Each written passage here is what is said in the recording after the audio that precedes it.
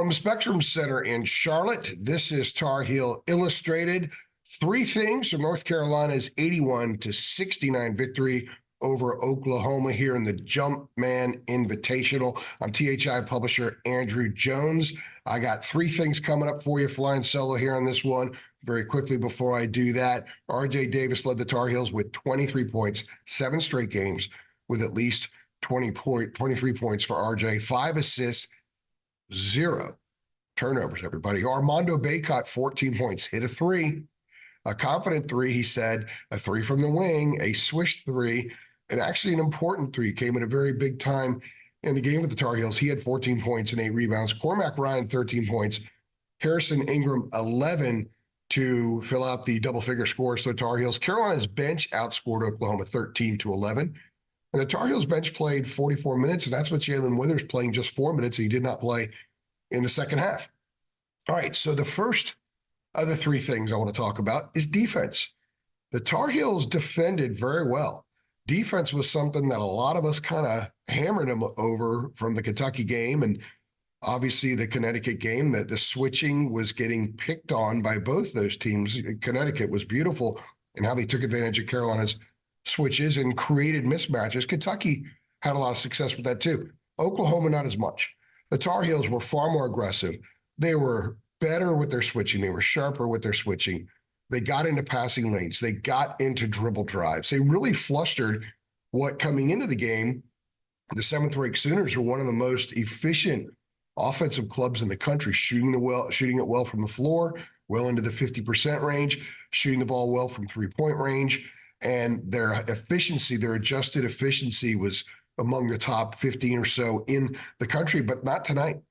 Oklahoma ended up shooting 40.4% from the floor, and that was with a couple of buckets, stretch of buckets late after Carolina went up 15. Oklahoma shot 30.4% from three. That's not a winning percentage on a night when the Tar Heels were fairly solid offensively as well. And Oklahoma only had 6 assists and 18 turnovers. On top of that, I'm going to talk a little bit more about edge and energy and scrappiness in a minute, but Carolina had 10 block shots or 10 forced turnover, 10 steals, and 6 block shots. And there was a sequence late in the first half when Harrison Ingram and Armando Bacot both blocked shots. Ingram's was before the ball went out of bounds, and then as soon as the ball was inbounded on the baselines just outside the lane in front of Carolina's bench, Armando got a block, and it went the other way. Carolina didn't score, but Seth Trimble did draw a foul on the other end.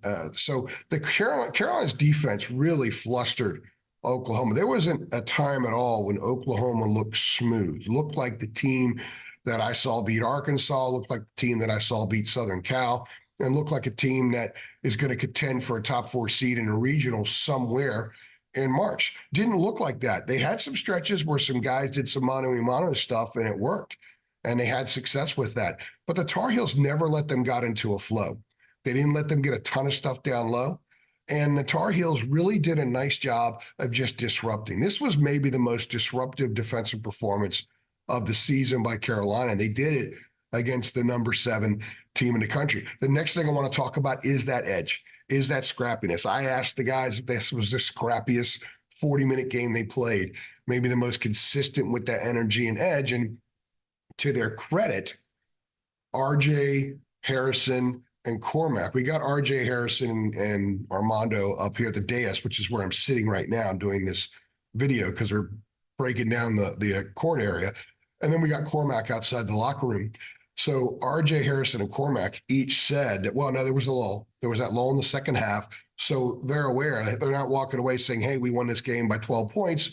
Everything is great. They were immediately recognizing a couple of areas that they can improve in and maybe put forth a 40-minute game at that level. But you know what? This team hasn't done the 40-minute thing yet. As good as they were in the first half against Tennessee, that wasn't 40 minutes. As good as they were in pulling away from Arkansas, that wasn't 40 minutes. As good as they were at times against Villanova, that wasn't 40 minutes. This was close to 40 minutes. Maybe 32 and a half, 33 minutes is probably what this was. And the thing is, when you start looking at some of the numbers, there's a number in here that illustrates the grittiness and edge they played with. Now, part of the number is not a positive. They were out-rebounded 41-34, and they were out-rebounded on the offensive glass 11-7. But think about how Oklahoma missed a ton of shots. So their percentage of offensive rebounds was not great. But Oklahoma, with those 11 offensive rebounds, had 2 second chance points. Now, that's playing with physicality. That's playing with an edge. That's not giving up on a play. There were some comments from people about the way the Tar Heels were beaten on the glass. And part of it was fueled by what Hubert said after the Kentucky game when he said they weren't physical enough.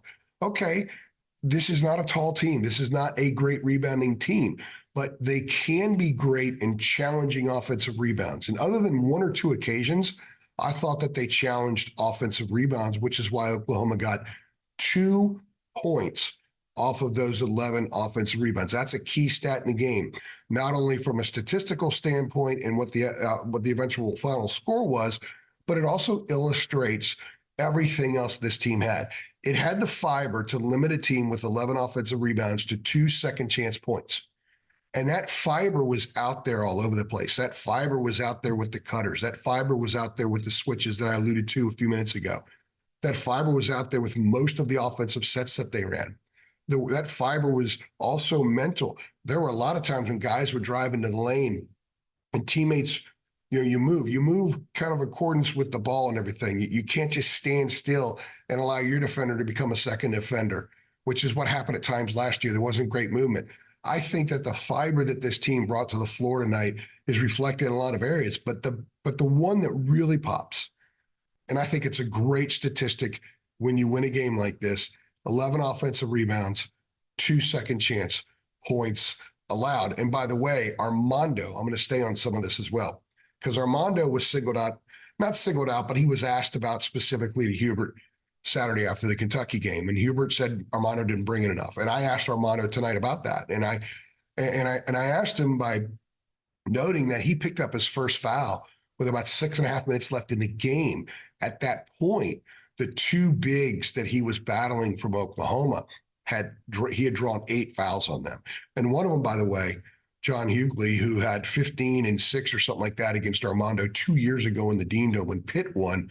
I think Armando shut him out tonight. I know Hughley didn't have any points with about 2 minutes left. I haven't seen the final box on that.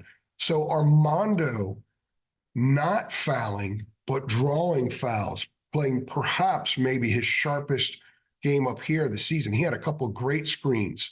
One was an excellent physical screen, which he held his ground. He did the job. RJ ran his man off of him. He caught the pass on the right wing. Catch and shoot 3 wide open. His man was helpless. He was on the other side of Armando when RJ attempted that 3 and sank that 3. Okay, the third thing is, what does this mean? Well, the players knew. They understand quad 1. They understand net. They know it's a flawed system, but it is the system. So you can't sit around and criticize the system that is going to play a major role in determining your fate in March. You just have to deal with it and make the most of it. And when you win a game like this, a quad 1 win, one that should stay quad 1 because this is a neutral site game. That means as long as Oklahoma's in the top 50 on selection weekend, when they finally lay this stuff out, Carolina gets a quad 1 win for the outcome of this game. Armando said it was kind of a must win. They knew they did not want to go into a 9-day break until their next game, which is against Charleston Southern, which won't help them in the net. And then they go back into ACC play for good at Pitt on January 2nd. They didn't want to sit around having lost these games like this. They did some nice things against UConn, but lost because UConn's an outstanding team. They did some nice things against Kentucky and lost because Kentucky's a very good team.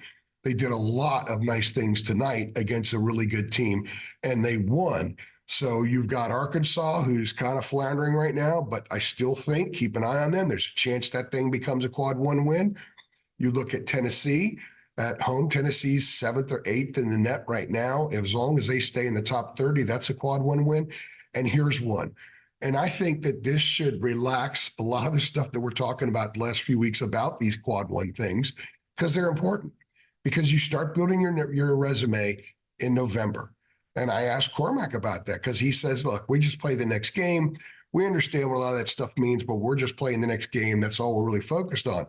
But I asked him, I said, but you got to understand the magnitude. These guys won 20 games last year. He wasn't on the team, but Carolina won 20 games and didn't get in because they had one quad one win.